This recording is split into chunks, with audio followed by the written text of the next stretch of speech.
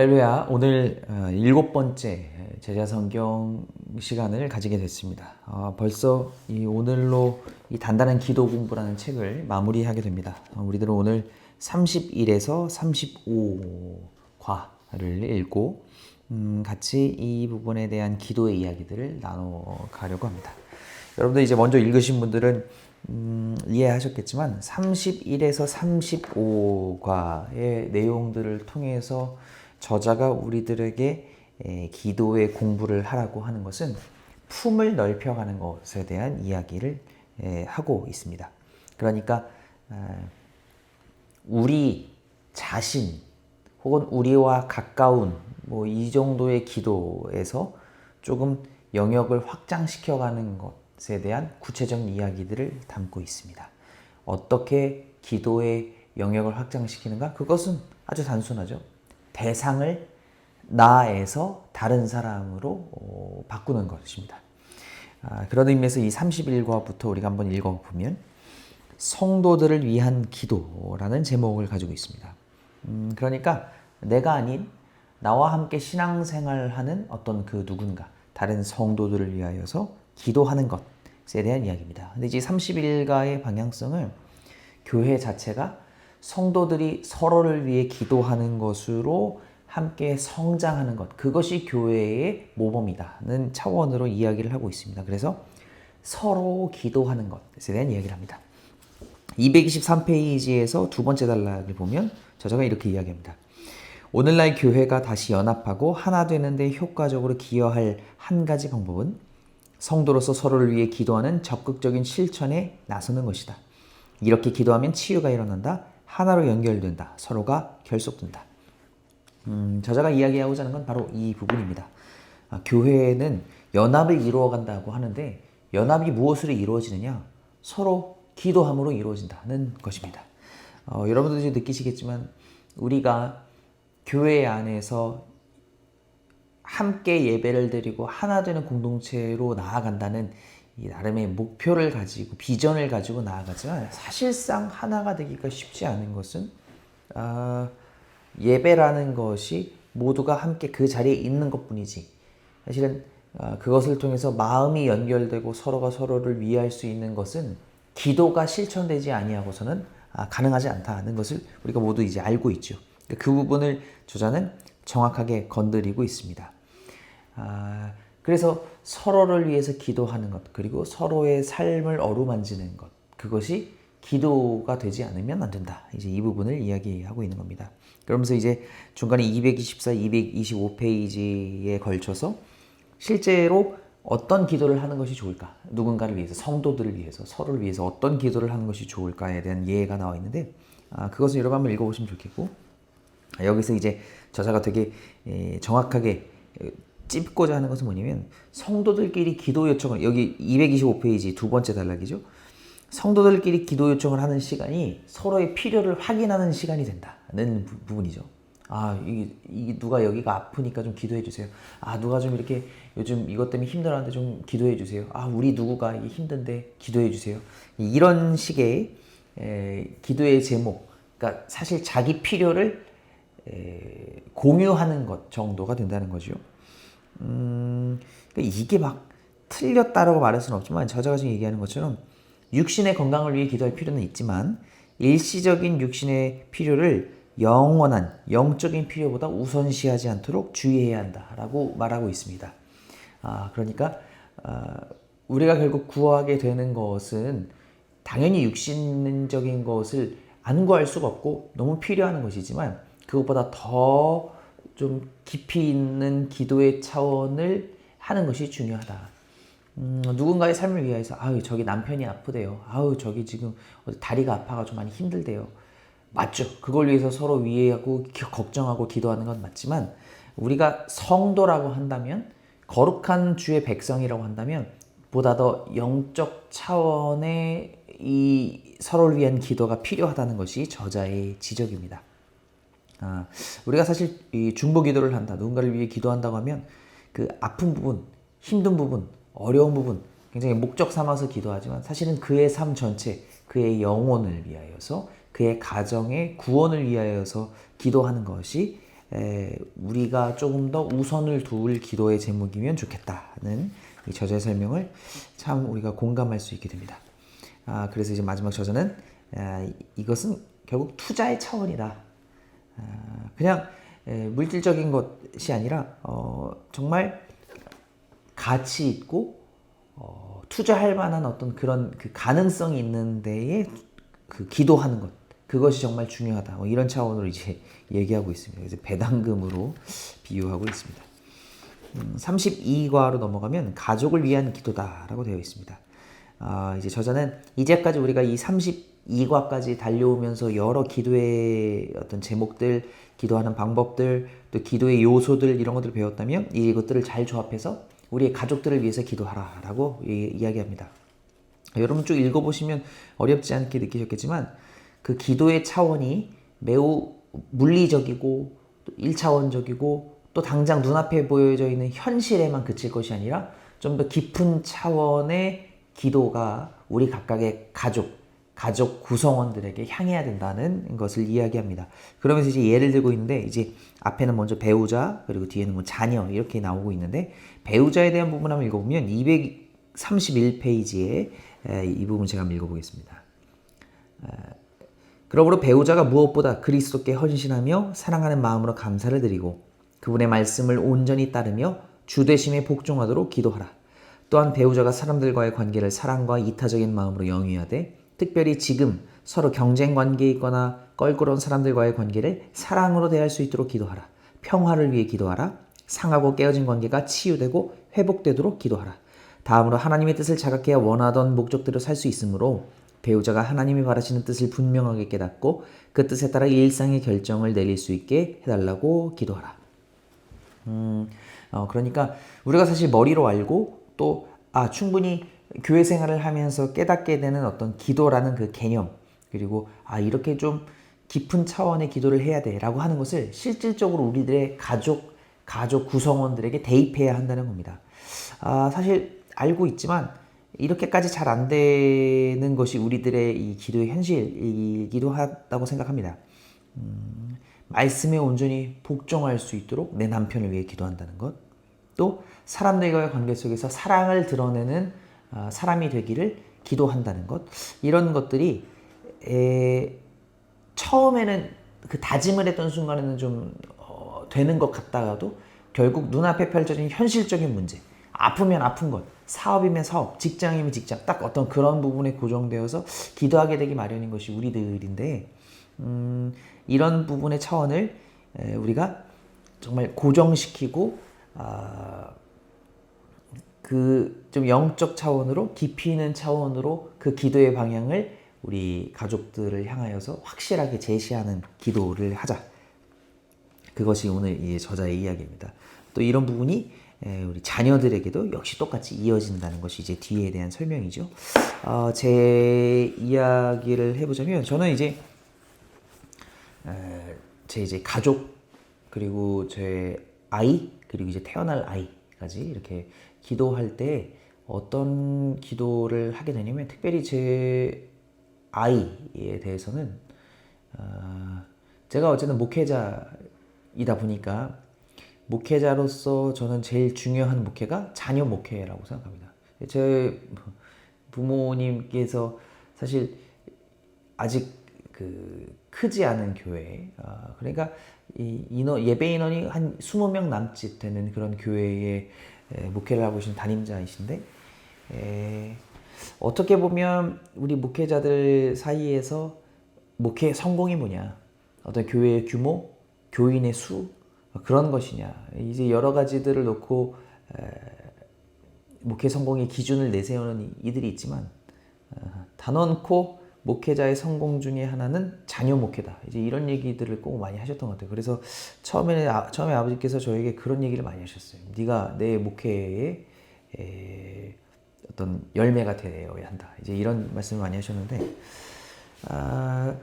그것을 들으면서 이제 자라왔던 저는, 그리고 이제 제가 이제 똑같이 목회길을 가면서 생각하게 된 부분은 이 목회자의 자녀로서 신앙을 정말 잘 가르쳐야 되는구나 라는 생각을 합니다. 제가 이제 학생들, 아이들을 이제 계속 가르치면서 느끼는 건, 신앙 교육이라는 것이 물론 교회에서 목회자를 통하여서 배우고 또 가르침 받는 것도 매우 중요하지만 1차적으로는 결국은 가정이구나, 이런 생각을 하게 됩니다. 저는 어쨌든 교회 안에서 아이들 앞에서 신앙을 가르치고 이들이 하나님을 온전히 알기를 바라면서 구하고 가르치는 입장인데, 제 자녀가 하나님을 잘 알지 못하고 또 하나님에 대하여서 이분이 어떤 분인지 그냥 막연한 믿음으로 성장하는 것에 대한 두려움이 있습니다. 그러니까 어렸을 때부터 목사의 자녀로 자랐기 때문에 자연스럽게 교회의 문화 속에 있는 것, 자연스럽게 교회 안에서 자라는 것, 그러니까 자연스럽게 그냥 이 신앙이 주어져 버린 것에 대하여서 사실 우리 모태신앙이 그렇지 않습니까? 그러니까 명료하게 하나님의 존재를 딱 깨닫고 와, 하나님 살아계시네를 느끼는 것이 그렇게 드라마틱하지 않으니까 그 부분에서 오는 그 심심함이라고나 할까요? 저 역시도 그런 부분들이 있었던 터라 이 자녀의 신앙에 있어서 그가 정말 하나님의 존재를 깨닫고 또 하나님의 살아계심을 느끼며 정말 자기 믿음 위에 서는 것을 저는 지금부터 그래서 기도하고 있습니다. 그러니까 아빠의 어떤 믿음, 아빠의 신앙 생활, 아빠가 목회를 하기 때문에 그 위에 서는 게 아니라 자기 스스로가 자기 믿음 위에 자기 확신 위에 서기를 저는 지금부터 그래서 기도하고 있습니다. 그러니까 이거는 그래서 이 부분을 읽으면서 그래, 내가 이 부분을 좀 더 구체적으로 놓고 기도해야겠다, 이제 이런 생각을 가지게 됩니다. 그러니까 하나님을 믿는 믿음 안에서 건강하게 자랐으면 좋겠다, 하나님 주신 비전 속에서 자라면 좋겠다, 이제 그것도 있지만 제가 요즘 계속해서 구하는 건 그가 하나님을 믿는 믿음은 자기 믿음 위에서 서서 정말 자신이 확신을 가지고 하나님을 따르는 삶을 살면 좋겠다는 것이 지금 제 기도의 목표이고 방향입니다. 아마 여러분들께서도 그런 자녀뿐만이 아니라 이제 가족들에 대한 기도의 제목들을 여러 개를 가지고 계실 텐데, 그냥 이제 믿음 생활 잘하는 것, 이거 좀 막연하다고 생각이 들기도 합니다. 그러니까 조금 더 구체적으로 여러분들이 믿음을 가졌던 그 시간들, 그 여러분들이 경험했던 그 역사들을 토대로 이 아이에게 혹은 내 남편에게 어떤 그 믿음이 정말 심겨지고 또 그것에 확신에 이르는 뭔가 좀 더 구체적인 상상을 통해서 기도해 보시면 어떨까, 이런 생각을 해보게 됩니다. 뭐 여러분도 이미 잘하고 계실 텐데요. 그것들을 이번 기회를 통해서 좀 더 구체화시켜 보셨으면 좋겠다, 이렇게 생각하게 됩니다. 33과로 넘어가면 통치자와 권세 잡은 자들을 위한 기도. 여기서 이제 이야기하는 건 첫 번째는 이 세상 속에서 우리가 마주하게 되는 이 인간관계 속에서 어쩔 수 없이 위와 아래가 존재하게 되는데, 이 위와 아래가 존재할 때에 위를 만드신 것도, 이 윗사람에게 권세를 허락하신 것도 하나님이시다는 것이 이제 성경에 기록되어 있죠. 이제 로마서에서 바울 사도가 그렇게 이야기합니다. 물론 그 당시에 이 로마라는 강력한 나라가 모든 세계의 패권을 쥐고 있을 때의 상황입니다. 근데 우리가 하나님을 믿는 공동체로서, 예수 그리스도를 따르는 예수 공동체로서 그 상하 관계에서 빚어지는 여러 이해되지 않는 것들, 잘못된 부분들이 있지만 그것을 무조건 전복시키려고 하는 것이 그리스도인들의 삶의 행태가 아니라는 거죠. 그 구조가 왜 주어졌고 이 구조 속에서 하나님 우리들에게 뭘 원하시는지를 깨달아라 라는 차원에서 바울 사도가 권세는 하나님께로부터 왔다는 차원의 이야기를 했는데요. 우리도 이제 그 맥락 속에서 그럼 우리가 기도자로서 이러한 사회 안에서 어떻게 기도하는 자가 되어야 되느냐, 이제 이 부분을 이야기하는 거죠. 그러면서 이제 이렇게 권력 구조가 드러나는 곳이 크게 네 가지다 하면서 가정, 교회, 국가, 직장 이렇게 하는데요. 이 네 가지 영역 속에서 우리들은 모두가 마주하게 되는 이 상하, 윗사람이 있고 아랫사람이 있는 이 구조 속에서 우리들은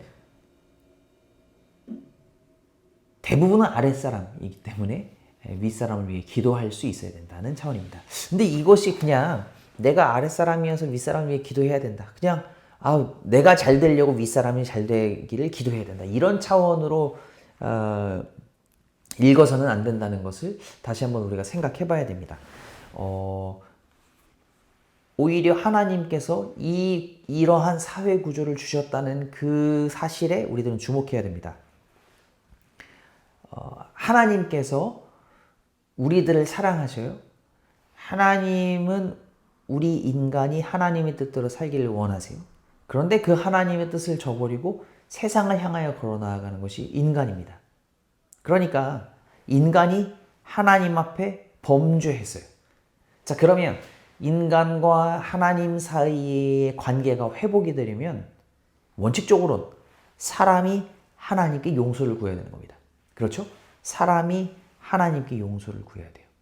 그런데 하나님은 어떤 방법을 선택하셨냐면 오히려 하나님이 용서를 먼저 해주시는 방법을 선택하세요. 그러니까 이게 구조가 이상하죠. 잘못을 하는 건 사람이고 사람이 용서를 구해야 되는 게 먼저인 것 같은데 하나님이 먼저 용서하시기로 작정하셨습니다. 그러니까 이것이 우리가 생각하는 구조 속에서는 사람이 하나님께 용서를 구하는 것이 맞는데 하나님이 먼저 용서하시기로 작정하셨다는 것이 우리가 믿는 복음의 본질이죠.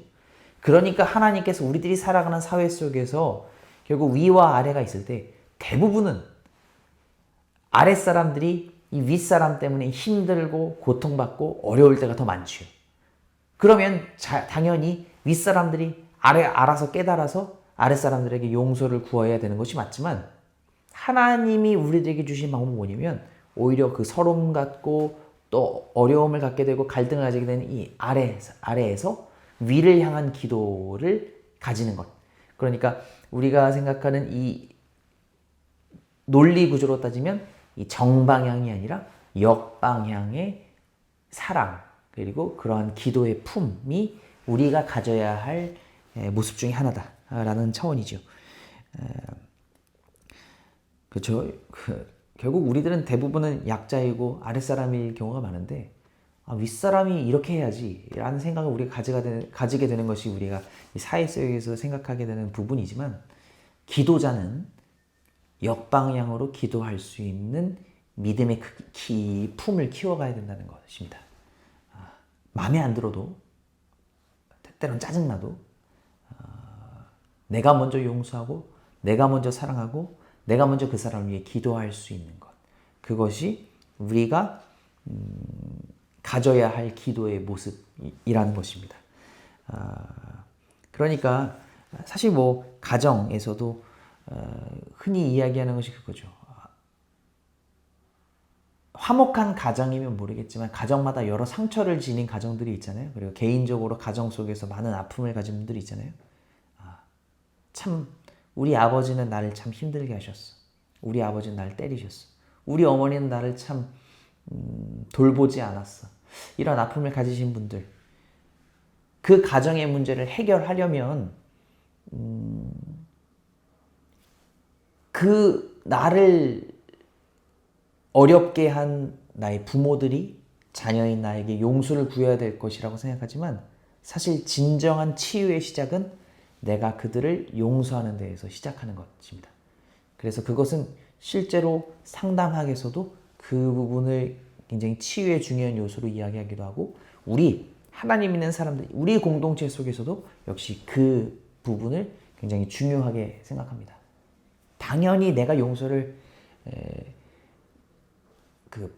용서해달라는 어떤 그 사과를 받아야 되는 입장이지만 내가 먼저 용서를 하는 위치에 서는 것. 우리 예수님이 그러하셨듯이 내가 먼저 그 위치에 서고 내가 그렇게 입술로 고백할 때에 진정한 치유가 내 속에서 일어나는 것을 경험하게 된다. 그렇기 때문에 우리가 이 권세자들을 위해서 하는 기도는 그런 차원으로 이해해야 할 것입니다. 뭐 지금 가정의 예를 들었지만 뭐 교회 안에서도 그럴 수 있고요. 또 직장에서도 여러분 마주하시게 되는 그런 여러 일들 가운데서도 그렇고요. 또 국가를 위해서도 그렇습니다. 내가 마음에 들어서 용서할 수 있는 것이 아니라요. 용서를 함으로 내 안에 하나님의 사랑이 꽃피운다는 것을 기억하시기 바랍니다. 34과는 추수할 일꾼들을 위한 기도입니다. 이 부분은 여러분 딱 느끼시는 것처럼 하나님께서는 이 땅에 있는 모든 이들이 예수 그리스도를 통하여 구원받기를 원해 하시고 또 그것을 위하여서 일꾼들을, 사명자들을 세우시죠. 그 사명자들은 우리가 눈으로 보는 이들 뿐만이 아니라 정말 많은 곳곳에서 여러 가지 형태를 가지고 주의 나라를 확장시키기 위해 수고하고 있습니다. 내가 아는 이들을 위하여서 기도하는 것, 우리가 후원하고 우리가 위에 기도하고 우리의 교회와 연결되어 있는 선교사님들 또 목사님들 교회들을 위해서 기도하기 마련이지만 그것보다 더 큰 품으로 어떤 나라를 위한다든지 어떠한 공동체를 위한다든지 그런 식으로 지금도 여전히 하나님 나라를 위하여 애쓰는 그들을 위하여 기도할 수 있는 품을 가져야 된다는 것이 이 차원입니다. 물론 형태적으로는 그러니까 방법적으로는 먼저 우리 교회에 속한 선교사님들과 목사님들을 위해서 기도하는 것 그것도 굉장히 중요합니다만 그것을 넘어서는 좀 영역을 확장시키는 기도를 이 교재가 지금 여러분들 권면하고 있다라고 기억하시면 좋겠습니다. 정말 여러 형태의 사역들이 있습니다. 정말 다양한 곳에서 하나님의 사랑을 전하기 위해 애쓰는 분들이 있는데요.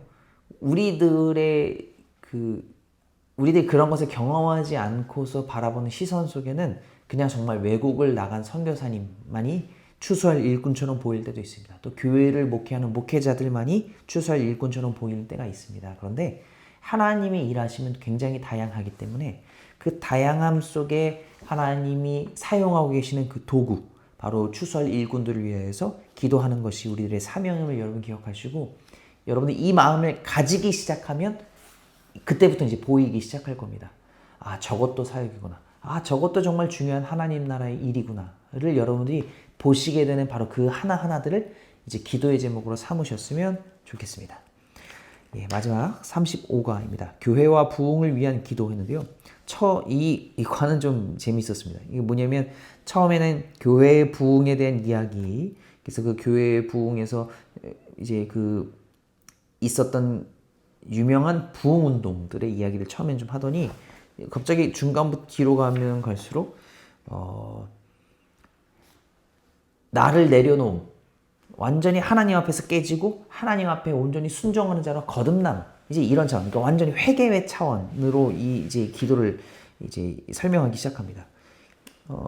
여기 이제 251페이지 보면 밑에서 두 번째 단락에 비결은 한 마음으로 회개하며 겸손한 가운데 기도하는 것이다. 포기하지 말고 기도하고 비상한 기도를 드리며 하나님이 언제나 우리보다 더 중요하고 선한 것을 이루고자 하시는 분임을 믿고 간절한 마음으로 기도하면 된다.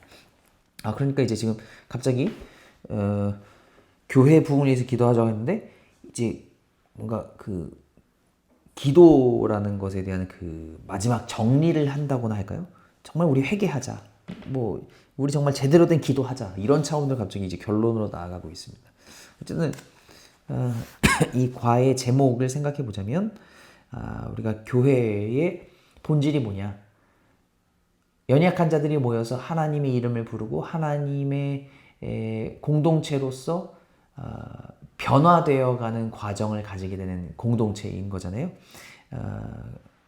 그러니까 교회가 확장되어가고 부흥되어 간다는 것은 아픈 이들이 변화해서 새 삶을 얻고 그리고 다시 아픈 사람들을 수용해서 또다시 그들과 갈등을 가지면서 또 변화를 이루어가고 또 아프고 힘든 이들을 품어서 다시 그들이 변화되고 하나님 나라 확장되고 이제 그런 차원이다 보니까 결국은 부흥이라는 것은 사람 수가 많아지는 것이 아니라 이 심령의 변화 그래서 우리가 심령 대부흥성이 이런 말들을 많이 하잖아요.